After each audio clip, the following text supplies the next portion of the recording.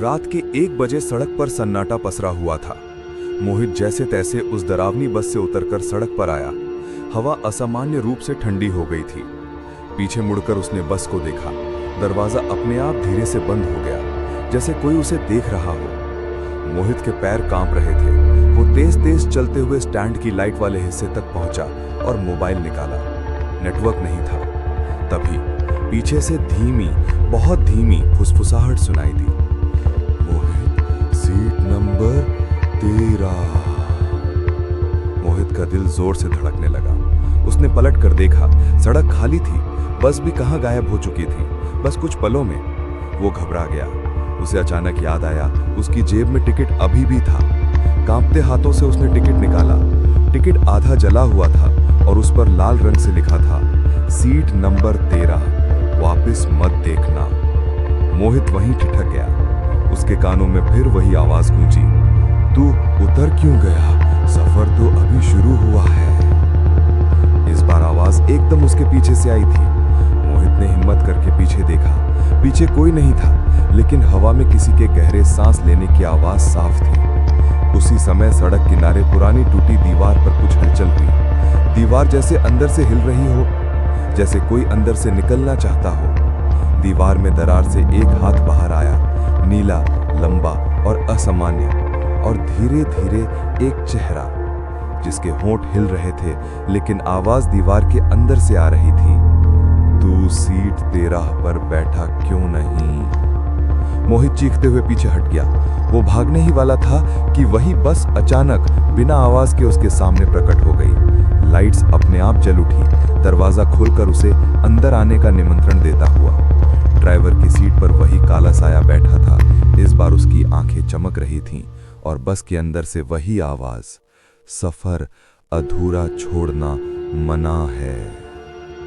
बस अब चढ़ाव वाली सड़क पर चढ़ रही थी। बाहर घना जंगल था। पेड़ों की टहनियां खिड़कियों से टकरा रही थीं, जैसे कोई अंदर आना चाह रहा हो। मोहित लगातार खिड़की से देखने की कोशिश कर रहा था कि वो छाया कौन थी, लेकिन जैसे ही उसने शीशे पर ध्यान दिया, उसका खुद का चेहरा दिख नहीं रहा था। जगह पर काला धुंधला साया। उसने झट से नजरें हटाईं। ये क्या था? उसका दिल कांप रहा था। कंडक्टर बाहर से चढ़ा, टिकट काटते हुए बोला, कौन है सीट 13 पर? लिस्ट में तो नाम लिखा है, पर सीट खाली दिख रही है। सब लोग चुप, लेकिन मोहित ने साफ देखा, उस सीट पर कोई बैठा है। एक लड़की, लंबे बाल, बस उसके चेहरे पर अंधेरा था। सर, वो तो कौन? उधर तो कोई नहीं बैठा। कंडक्टर ने टॉर्च मारी। सीट सच में खाली लग रही थी। मोहित पसीने से भीग गया। मैं पागल तो नहीं हो रहा? लड़की अचानक उसकी ओर झुकी। उसकी आवाज बहुत धीमी पर साफ सुनाई दी, मेरी सीट मत देख, मैं अभी जा नहीं सकती। मोहित चिल्लाना चाहता था, पर आवाज निकल ही नहीं रही थी। जोर की झटका, बस एकदम से रुक गई। ड्राइवर चिल्लाया, अरे ब्रेक कौन दबा रहा है? सब लोग हड़बड़ा गए। कंडक्टर उतरा और बस के नीचे देखा, कोई भी नहीं था, लेकिन बस के पीछे से खरोंचों जैसी आवाजें आ रही थी, जैसे कोई नुकीले नाखूनों से बस की बॉडी चीर रहा हो। मोहित ने हिम्मत करके खिड़की से नीचे झांका। बस के टायर पर खून के निशान। सबकी सांसें भारी होने लगी। एक बूढ़ा आदमी अचानक हंसने लगा। वो आ गई, आज फिर कोई नहीं बचेगा। सामने बैठी औरत चिल्लाते हुए फर्श पर गिर गई। किसने मेरा नाम लिया? कौन बुला रहा है मुझे? इसके बाद बस में बच्चों के रोने, लोगों के दहाड़ने, किसी के फुसफुसाने की आवाजें भर गईं। बस अब हॉस्पिटल जैसी चीखों से भर चुकी थी। लड़की अब थोड़ा झुककर बैठी थी। उसके चेहरे का अंधेरा हट रहा था।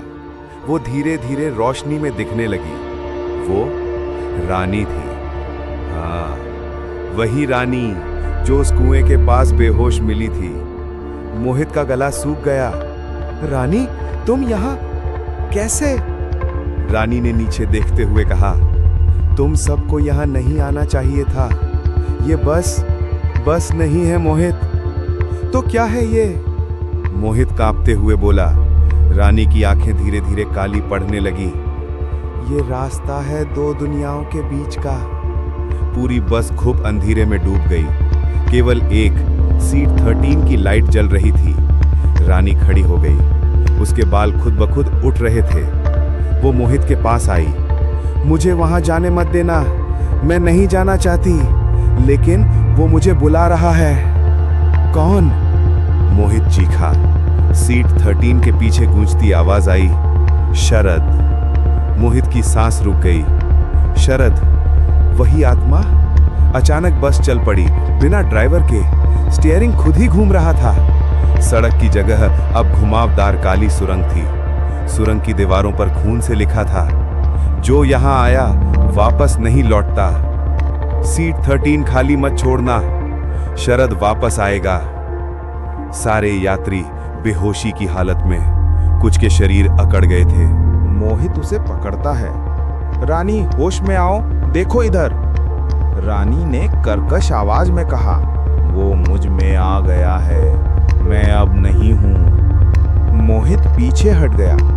रानी का शरीर दीवार से टकराया और फिर एकदम से शांत। उसकी आंखें खुली, पर अब वो रानी नहीं थी। उसकी आवाज पुरुष जैसी। 3 साल मैं यहां था, आज मेरी सीट वापस मिल गई। पूरी बस अचानक बर्फ की तरह ठंडी हो गई। रानी का शरीर अब शरद की आत्मा का हो चुका था। मोहित डरते हुए बोला, तू रानी को छोड़ दे, वो सिर्फ एक आम लड़की है। शरद हंसा, वही तो मेरे पास आई थी, उसने कुएं में मेरा नाम लिया था। वो मुझे चाहती है, अब वो मेरी है। मोहित के रोंगटे खड़े हो गए। गहरे धुंध से बाहर एक पुराना चेतक कुआं दिखाई दे रहा था। वही कुआं जहां शरद ने अपनी जान ली थी। बस बिल्कुल किनारे पर रुक गई। बस के दरवाजे से धुंध अंदर घुसने लगी। शरद रानी के शरीर में बोला, मैं जा रहा हूं, वो भी साथ आएगी। और रानी शरद बस से नीचे उतरने लगी। मोहित ने चिल्लाकर उसका हाथ पकड़ा, नो रानी।